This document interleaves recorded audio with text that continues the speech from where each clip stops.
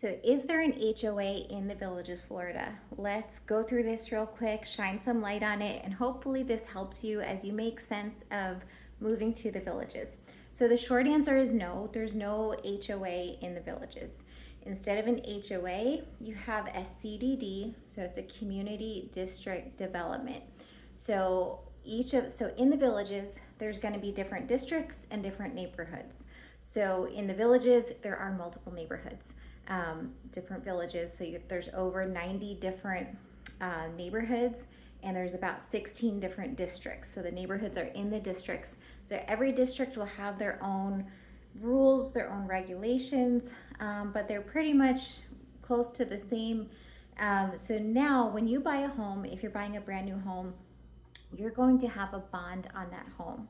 So the easiest way to explain this is when the developers make the home, instead of adding, say, $50,000 onto the cost of that home, they put it into a bond. So it doesn't come out of the new homeowner's pocket.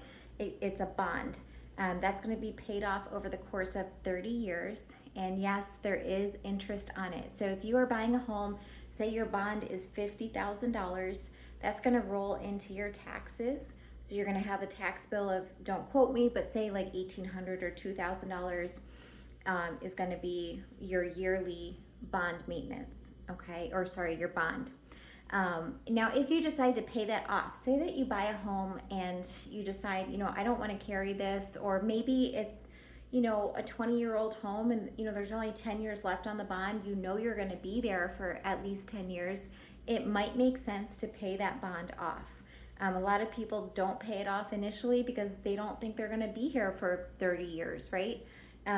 But for whatever reason, if you choose to pay it off, you can pay off your bond whenever you want. You just can't chip away at it. So you can't just make extra payments at it, and just confirm that with the CDD, with the community district development, because maybe they changed that in your district. But to my knowledge, there's not a way to pay it off unless you pay it off in full. So when they started the Villages, they basically started in a little section we call it the historic section now. So Orange Blossom, Silver Springs, or Silver Lake, and Country Club Hills. So those three villages were the original area. They actually were manufactured homes up there. And then over time, a lot of them changed out to site-built homes. But that was the original section. So that was the original section. They did not have a bond there at all. Then they crossed over to 441, so Route 441, they crossed over and started building from there down. So basically, as they built the community, they basically built from north to south, with the exception in 2013, they added in a village. They kind of backtracked a little bit. But in general, when you're in the Villages from north to south, it's older to newest. So in the older sections, they did start doing bonds. After, again, the original historic section now, they didn't do bonds there at all. But then when they, got into the other sections, they said, okay, how are we going to make sense of this? They did put in a bond. And to my knowledge, most of them were $30,000. So it didn't matter, you're in the district, they just divvied up the land equally. It didn't matter, what size home it was. Everyone had the same bond, and that was over 30 years. So as you go down now, you go from north to south, a lot of those older homes, they don't have a bond anymore. They've been paid off or mostly paid off. So again, as you get into the newer section, you will have a bond. So now even when you have your bond paid off, you're still going to have the non-ad valorem taxes that you're going to have in the Villages are your fire and your maintenance, so your bond maintenance. So even when you pay off your bond, you're still going to have maintenance. So that's maintenance for your infrastructure. Maintaining the Villages is its own city, so you're maintaining the roads. Again, you're paying for your fire, so your fire department. Those are going to be part of your non-ad valorem taxes.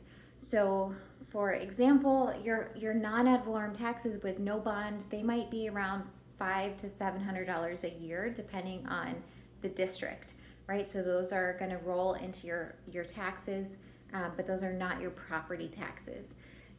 If you have a bond, that's different, right? So again, this is all the bond, the CDD, that's part of what the whole, what you're responsible for in the Villages. So when you move here, you're going to have that. Again, you don't have a HOA.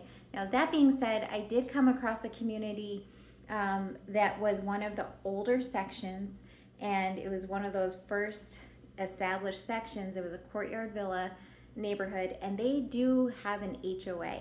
Now, the HOA was not an additional fee, but they just called it an HOA. I don't know if it's just because they were trying to make sense of how they were structuring, the rules, the guidelines, but they did call it an HOA, but that is not the norm. So again, in the villages, you're not going to have an HOA.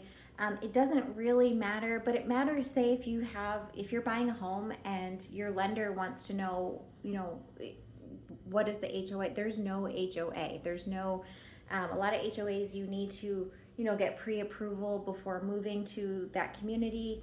That is not the case with the villages. So I hope this helps.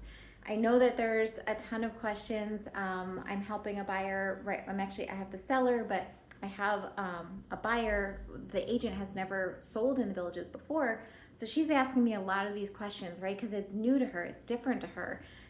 So it's normal to have these questions. I'd love to help shed some light on it. If you have some of these, if you know somebody that's thinking of moving to the villages, please feel free to share my contact info. I'll put it in the description. Thank you so much for watching, and as always, have an amazing day, and God bless.